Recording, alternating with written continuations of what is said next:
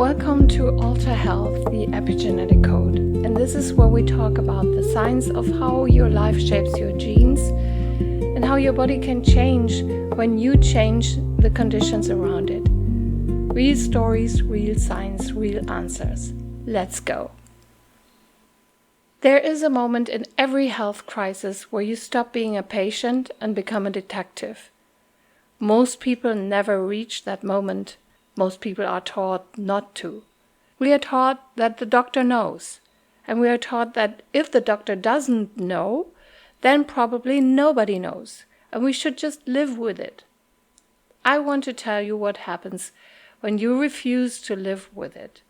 I want to tell you what it is like to spend 3 months reading medical research at 2 a.m, looking for an answer that the entire medical system told you does not exist. I want to tell you what it is like to find that answer. To have a single piece of paper in your hand that contains the truth about the body of the person you love most. To know it before any doctor in the country knew it. And to wish with every cell in your body that you were wrong.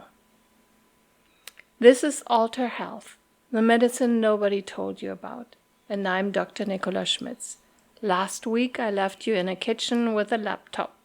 Today I want to take you inside what happened next.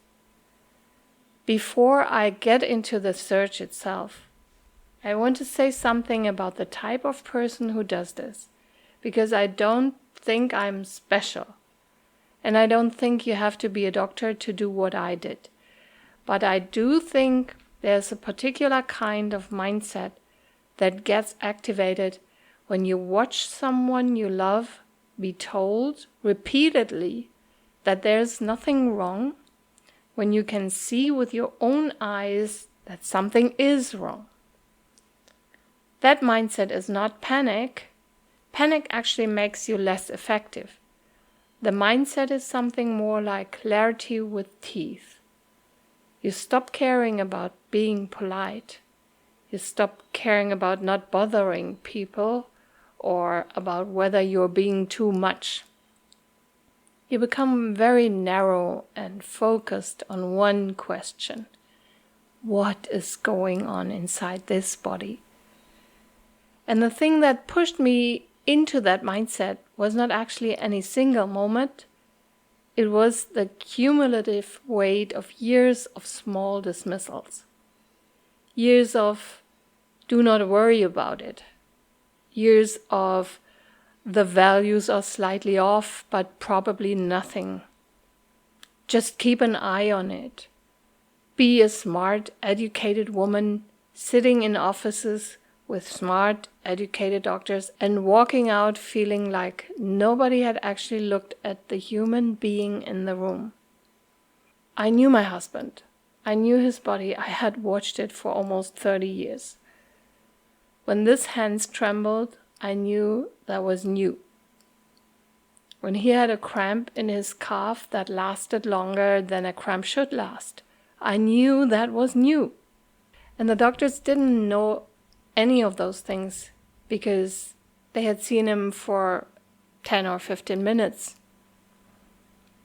There is a kind of knowledge that comes from loving someone that is not scientific. It doesn't show up in the chart, but it is real and it is precise. You know when something has shifted in the person you sleep next to. You know when their body is giving off a different signal than it gave off a year ago. And you know it before any test will catch it. So I trusted that knowing. And when the system told me to ignore it, I did the opposite. I sat down and started looking. Now, I want to be honest about what the search actually looked like, because I know there is a fantasy version of this story where the wife doctor dramatically figures everything out in a montage. That is not how it went. It was tedious, repetitive, and confusing. And most nights I went to bed feeling like I had wasted hours.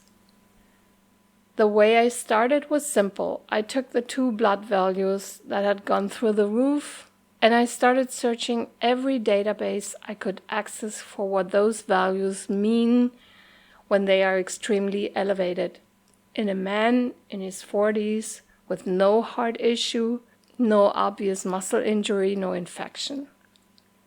I read pages and pages of medical papers about what those values are, where they come from in the body, what causes them to rise, and what conditions are associated with them.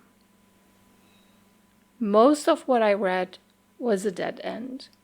Most of the conditions associated with those values had already been ruled out by the doctors we'd seen.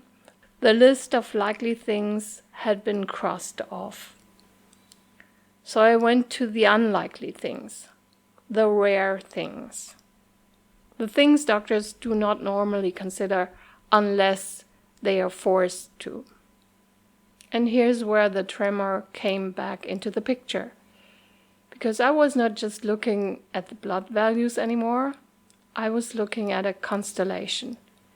2 specific values, both very elevated, plus a slight tremor in the hands, plus occasional cramps, plus the small other things I noticed. I started searching for combinations, not just one symptom at a time, the whole pattern. And one night, around 3 a.m, I found a paper that mentioned, almost in passing, that those 2 specific values can be elevated in certain rare neuromuscular conditions. Conditions where the nerves that talk to the muscles slowly stop talking properly. The muscles do not get the signal they used to get, and over time the muscles begin to weaken, because muscles need their nerves to work. The blood values rise as a kind of distant alarm bell. That paper was a few sentences inside a much longer text, and most people would have skimmed past it. I stopped. I read it again. I read it 10 more times, and then I started pulling on that thread. The next 2 weeks were intense. I was reading about a category of diseases I had never studied in medical school in any depth.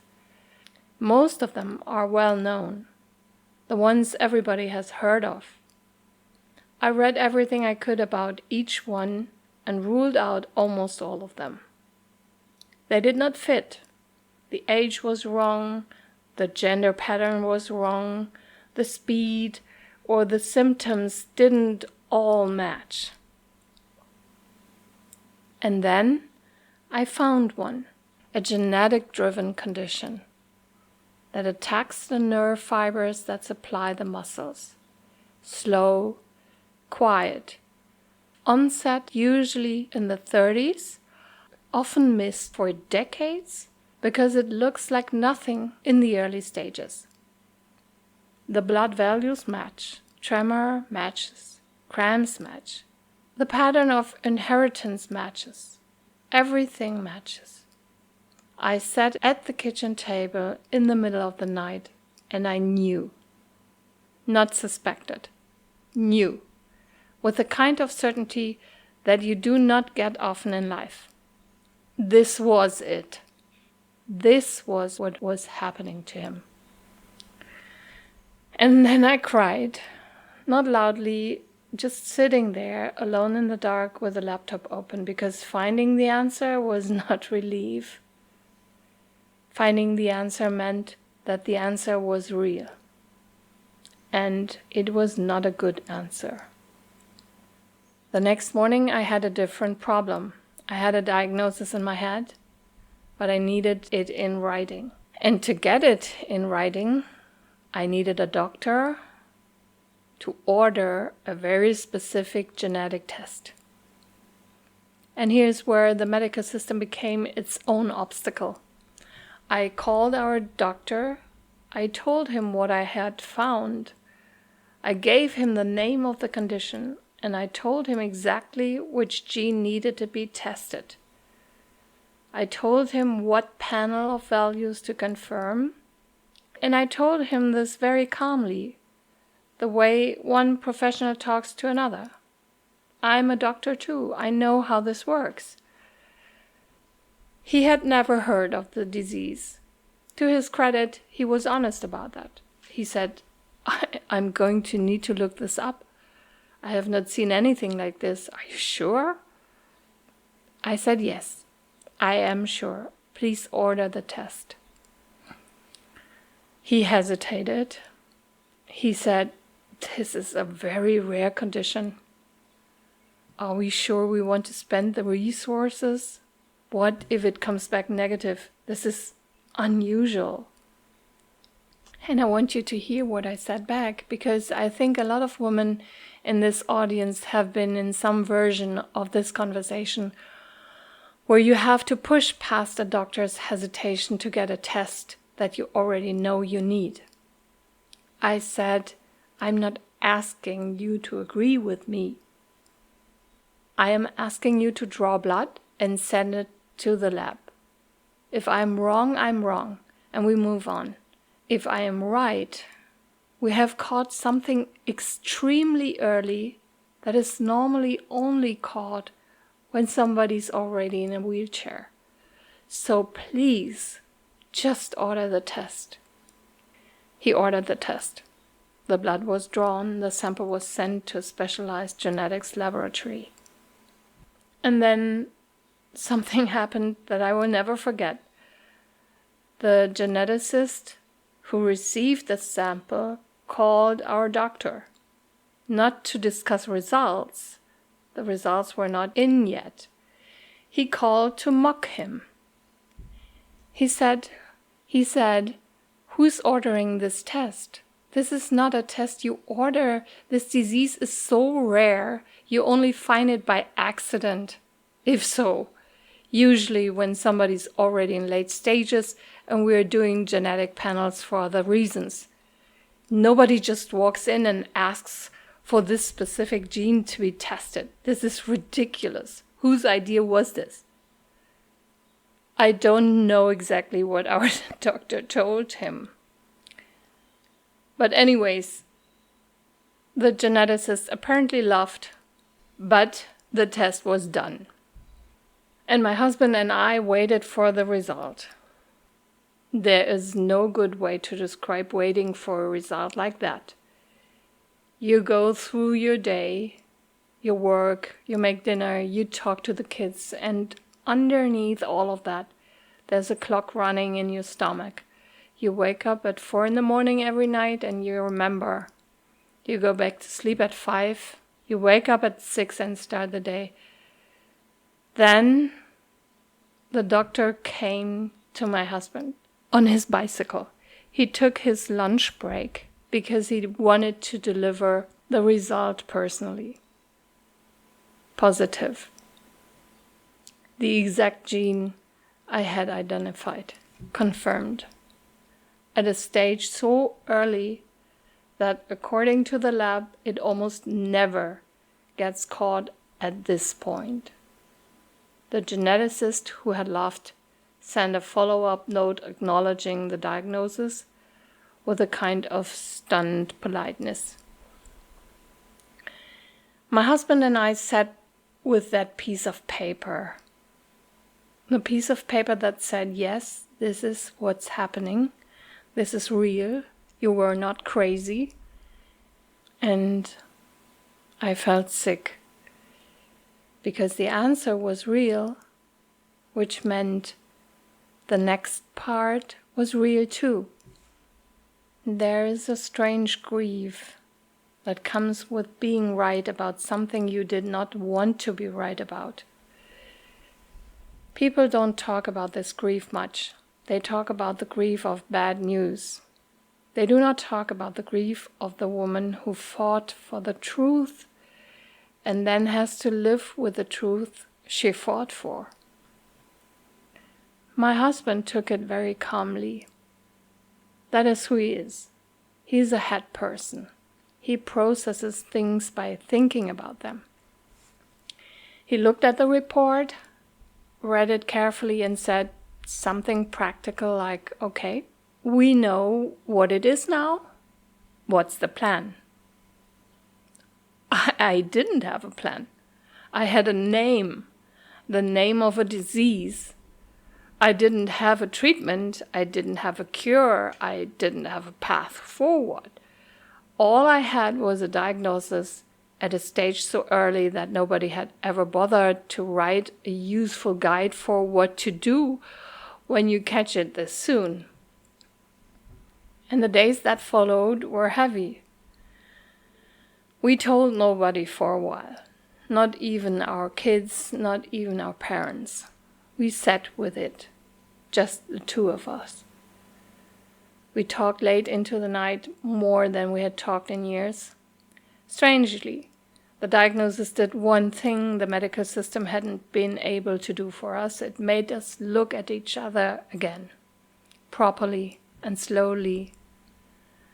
The way you look at someone when you have been told that the time you have together is no longer guaranteed in the way you thought. He made appointments with neurologists, with specialists who had actually seen this disease in patients before. There are very few of them because the disease is that rare. And every appointment told us essentially the same story. And the story went like this. Yes, this is the diagnosis. It's genetic. And yes, it will progress. We don't know exactly how fast in any individual person, but there's no cure. There's no treatment that stops it whatsoever. We have painkillers, but we will have to increase the dosages over time because your body will adapt. And at some point, you will likely need a wheelchair, then ventilation, and finally feeding support. The good news is that the lifespan is not significantly shortened. The bad news is, well, the rest of it. And one of them, with a kind of well-meaning brightness that I now find unbearable, told us, well, you should be glad. The insurance covers all the equipment, wheelchair, ventilation, feeding tube. You will not have to pay for any of it. I sat in that office and I felt something I had never felt before in a doctor's office. I felt that my husband wasn't treated as a human being anymore, but as a future statistic. Like we had stopped being a person and a person who loved that person, and we had become a case file with predictable steps: the wheelchair, the ventilator, the feeding tube, and the compassionate insurance coverage. Great! My husband and I drove home from that appointment in silence. He drove, I looked out the window at the mountains, and I remember thinking with a kind of cold quiet that we were not going to do this. And I didn't yet know what we were going to do instead, but we were not going to do this. So we had the diagnosis, we had the prognosis, and we had the system telling us, in essence, prepare for decline. And the truth is, in the weeks after that, I did fall into a hole. I do not want to pretend I was strong the whole time. I was not. I was a wife who had just been told that the man she loves is going to lose his body slowly over the rest of their life together. There were nights I cried so quietly that he didn't hear, and there were nights I cried where he held me and we both knew there was nothing to say. But underneath that grief, there was another thing. a small, hard kernel of something that would not let me settle. The same thing that had pushed me to find the diagnosis in the first place, that thing was saying, the answer cannot just be wait. Next week, I want to tell you about the conversation that changed everything. The conversation with my husband in the most calm and practical voice you can imagine. Told me what he wanted to happen if his body got bad enough that he could not function. The thing he said was not a complaint, it was not a cry for help, it was a clear, almost casual statement. And it was the worst thing he could have said to me. And it was, in retrospect, the moment that lit a fire in me that has not gone out since. It was the beginning of the search for the answer the doctors said did not exist. If this episode hit you somewhere, if you have been the person fighting for tests, fighting for answers to be taken seriously, please share it with someone who needs to hear it. There's a free guide in the show notes that walks you through how to advocate yourself in medical appointments without losing your mind. Thank you for being here.